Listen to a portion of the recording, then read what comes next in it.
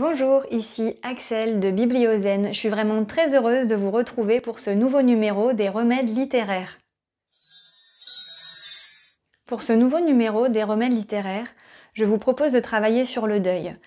Le deuil est quelque chose d'universel et à la fois de multiple, parce qu'on va tous le ressentir d'une façon différente, selon la relation que l'on entretenait avec la personne qui est disparue, mais également selon qui nous sommes.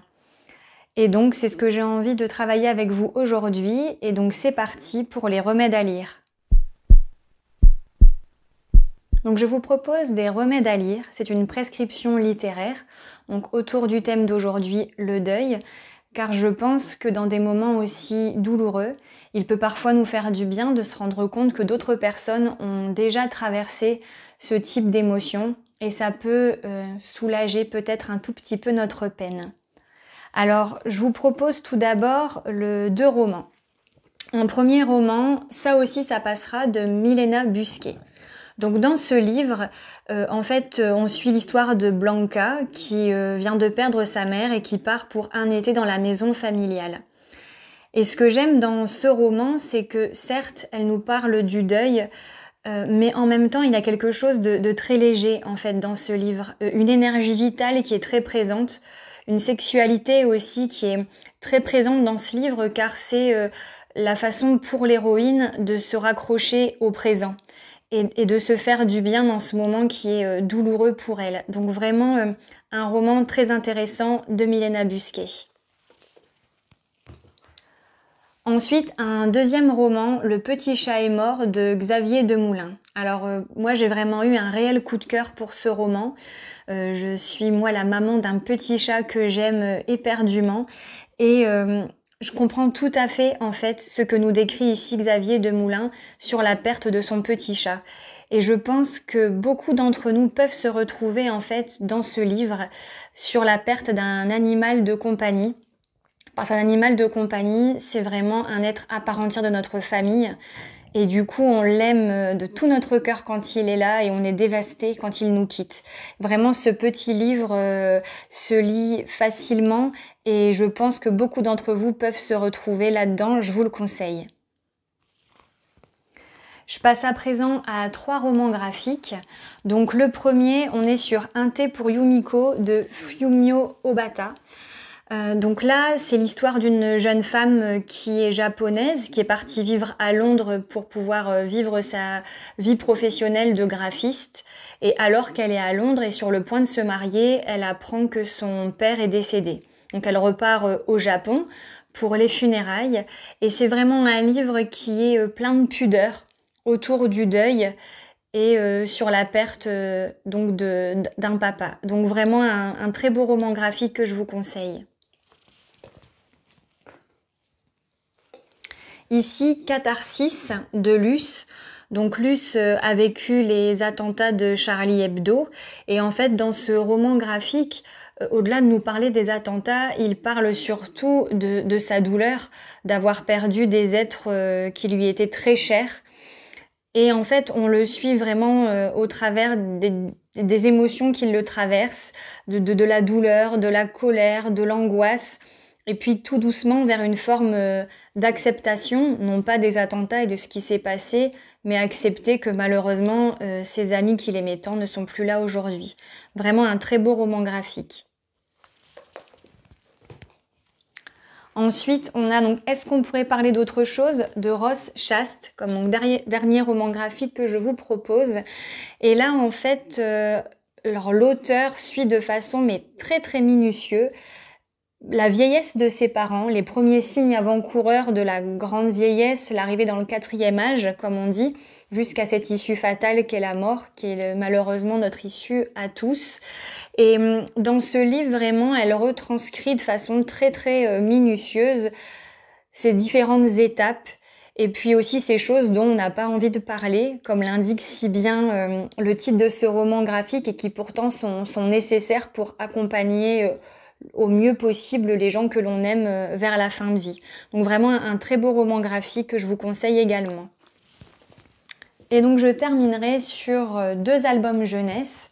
Donc tout d'abord Le secret du clan de Baume et de Dieu, que j'ai découvert grâce au prix Vercel, qui est un prix de littérature jeunesse belge. Et en fait, dans ce livre, on suit l'histoire d'une petite fille qui part en vacances chez son grand-père. On comprend très vite que la grand-mère est décédée.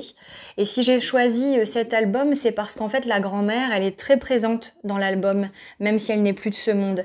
À la fois par la fête des âmes, dont on nous parle à un moment donné dans l'album, et aussi par un héritage qu'elle laisse à sa petite fille. Mais je ne vous en dis pas plus, parce que sinon, ça serait un peu spoiler la beauté de l'album. Donc, je vous laisse le découvrir. Et puis je termine alors par un réel coup de cœur, Le Jardin d'Evan de Brian Liez. Je suis désolée si je prononce pas bien son nom de famille. Vraiment un album jeunesse qui pour moi est un réel coup de cœur, que j'ai découvert aussi grâce au prix Vercel, où en fait on suit l'histoire d'Evan qui vit une histoire merveilleuse avec son chien, avec qui il partage tout, et malheureusement en fait son chien décède. Et ce que j'aime vraiment dans ce livre, c'est que l'on voit les différentes émotions qui traversent Evan, la colère, le fait que son monde est complètement dévasté, détruit, qu'il sait plus quoi faire, où aller. Et ce que j'aime dans ce livre, c'est qu'on sent le temps qui passe, le temps qui est nécessaire pour doucement retrouver une forme d'élan de vie. C'est pas qu'on oublie ce qui s'est passé, c'est simplement un nouveau chapitre qui vient s'écrire. Et je trouve que c'est réellement bien transcrit dans cet album jeunesse que je vous conseille. Donc voilà pour les remèdes à lire. J'espère que vous y trouverez votre bonheur, et ensuite nous pouvons donc passer aux remèdes à écouter. Alors pour les remèdes à écouter, je vous laisse simplement vous laisser porter par ma voix et par la beauté du texte et voir ce que cela procure en vous. Donc aujourd'hui, je vous propose un texte tiré des 7 lois spirituelles du succès du docteur Deepak Chopra. Et donc c'est le texte qui vient conclure cet ouvrage. Nous sommes des voyageurs sur le chemin du cosmique, des poussières d'étoiles roulant et dansant éternellement dans les remous et les tourbillons de l'infini. La vie est éternelle, mais les expressions de la vie sont éphémères, momentanées, transitoires. Gautama Bouddha, le fondateur du bouddhisme, a dit un jour : « Cette existence est aussi éphémère qu'un nuage d'automne.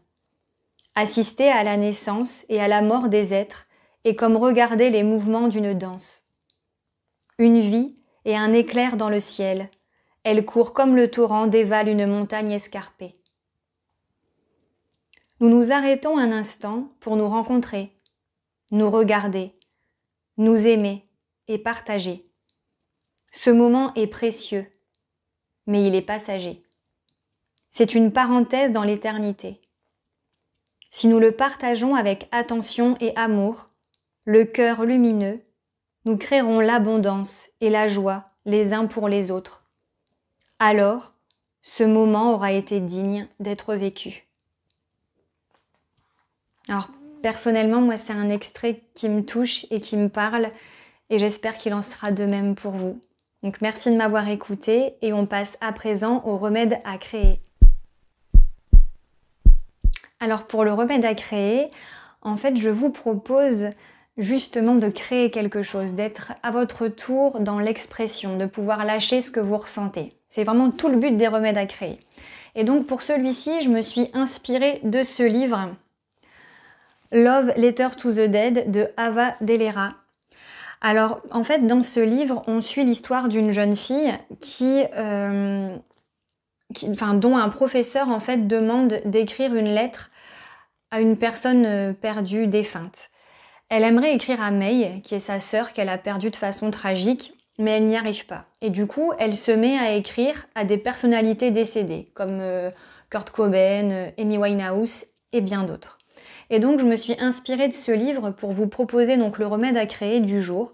Ce que je vous propose, c'est d'écrire à une personne disparue, à un animal que vous avez aimé et qui n'est plus là, à une célébrité qui vous a inspiré et qui n'est plus de ce monde, et de d'écrire vraiment ce que vous avez sur le cœur, de partager aussi des souvenirs que vous avez avec cette personne, Et de conclure aussi cette lettre par ce qu'il y a encore de cette personne dans ce monde, ce qui continue de vivre à travers vous, de cette personne, voilà, de ce qu'elle vous a transmis, son héritage, et qui fait que même si physiquement elle n'est plus auprès de vous, elle continue en fait d'apporter quelque chose dans ce monde à travers vous, et à travers en fait ce que vous donnez de cette personne. Voilà, donc ce sera pour le remède à créer, toujours à m'envoyer à l'adresse qui s'affiche en haut de cet écran. Pardon. Je vous remercie de m'avoir écouté, j'espère que ce nouveau numéro des remèdes littéraires vous a plu et je vous dis à très bientôt pour un nouveau numéro. Au revoir.